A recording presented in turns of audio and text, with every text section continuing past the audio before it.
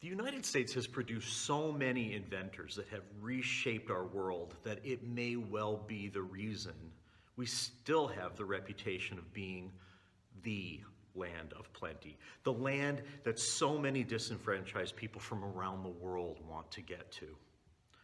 Along with the rest of the world, we still imagine ourselves as being great creators. And we're so much more than the people mentioned in that Schoolhouse Rock animated short. Garrett Morgan was from right here in Cleveland, and he invented, among other things, the traffic light. Now, as annoying as it may be to sit at an intersection alone, waiting for the green, if you've ever seen film footage from way back in the days when horses, buggies, trolleys, automobiles, bicycles, and pedestrians were sharing the dirt roads with no direction, you have some idea of how many lives his invention has saved. Shirley Jackson, known as the source of all things telecommunications, is a theoretical physicist who also happens to be the first black woman to have earned a PhD from the Massachusetts Institute of Technology. At Bell Labs, she did all this complicated research on subatomic particles, work that was the foundation for creating digital imagery and technology like touch-tone phones, solar cells, fiber optic cables. And it all started with technology like caller ID and fax machines, if you can remember those. Imagine how bored and isolated we would be right now without all the inventions built from her research. And thank goodness for telecommunications right now. We can still be in touch with one another and take advantage of this time of slowness to make sense out of all of this as we learn lessons about ourselves and each other and the institutions that unite us. If you use it right and stay away from the toxic negativity that can infect Twitter and Facebook, technology really has the capacity to help you stay positive. Staying positive right now isn't just about putting on rose-colored glasses or finding the silver lining amidst the clouds or making lemonade from the lemons that we've been dealt. It's nothing as trite or cliche as that. Staying positive right now is about staying sane. Staying positive right now is about staying alive. For some of us, introverts, we recharge our batteries by being alone, and this time of isolation might not be that hard for us. I have to admit, on Monday and Tuesday, I was downright happy. I got to stay home on my own without having to explain myself as I rested and recuperated from what was a pretty grueling week in the days before. But Mary posted something this week on Facebook that struck a chord with me. It was just text on a colorful background, and it said, "Introverts, please put down your book and check on your extrovert friends. They are not okay." Extroverts, people who recharge their batteries in the company of others, are struggling to keep it together right now. And as this thing goes on, without any definitive end date, they are going to struggle more. And I fear that without that end date, we're all going to get at least a little stir crazy, introverts and extroverts. The thing that we have to be realistic about is that when all of this is done, everything is going to be a mess. Unemployment will be high and the economy will likely be in shambles. Some businesses will be permanently closed, especially those vulnerable businesses that are still finding their legs. Here at church, we are going to be way behind. Funds in our reserves will likely be low. Projects in progress like organizational restructuring, working on the house next door, and finding direction for the future of the music program will likely be delayed. Many of us are going to be living in new circumstances, with less income and maybe even more people living in our homes. Some experts are talking about the positive ways we could be affected permanently. Scholars in the fields of psychology, sociology, political science, and even war are making some often surprising predictions about what could come of this virus.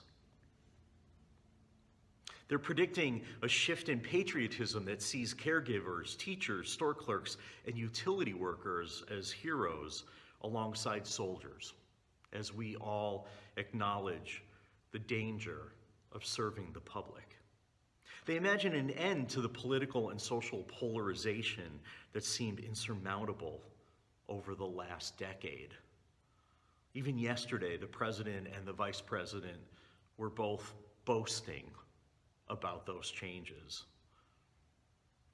Some of these experts say that we'll get out of our echo chambers where everyone agrees and take seriously once more the experts that we used to trust without questioning. Some are hoping for and even seeing early evidence of a decline in extreme individualism and a return to houses of worship, even as our services morph into something new and more far-reaching. As we all get more comfortable with conducting meetings online, we'll drive less for short meetings and figure out new ways to discern our needs for privacy, protection, and discreet sharing. In a nutshell, after all of this is done, we won't be able to uphold the old illusions that each of us is separate. We won't be able to see ourselves as islands of self-sufficiency when we have horrible proof in our midst that we are connected in ways that are simultaneously microscopic and immense. We'll know in ourselves that we can't escape our interconnectedness, no matter how much physical distance we put between ourselves and others. We may even start to be aware of how much we crave physical contact when we don't have it. We'll have a new appreciation for handshakes, hugs, fist bumps, and joining hands in fellowship. I think the great invention that's going to come of all of this is not new. It'll be a rediscovery of something that was part of our formation as a nation from our very first settlers. A deep appreciation of the fact that we need one another to survive. May it be so. Now, Jared, who shared a reflection earlier, will share his rendition of the Rodgers and Hammerstein song, You'll Never Walk Alone.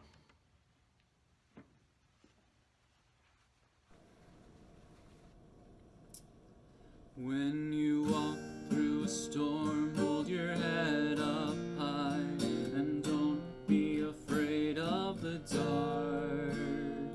At the end of the storm, there's a golden sky, and the sweet silver song of the lark.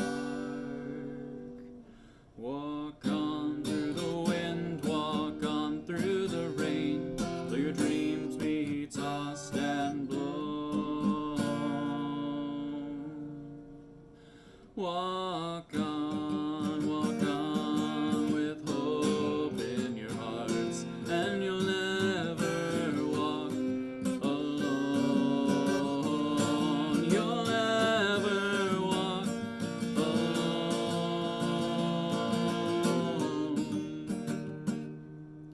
When you walk through a storm, hold your head up high, and don't be afraid of the dark. At the end of the storm, there's a golden sky, and the sweet silver song of the lark. Walk on through the wind, walk on through the rain, though your dreams be tossed and blown. Walk on with hope in your hearts, and you'll never walk alone. You'll never walk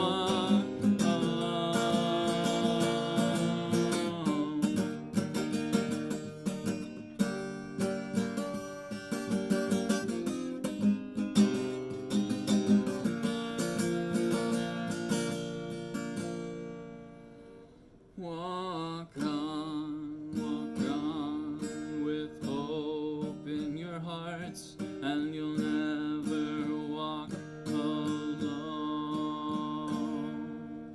You'll never walk alone.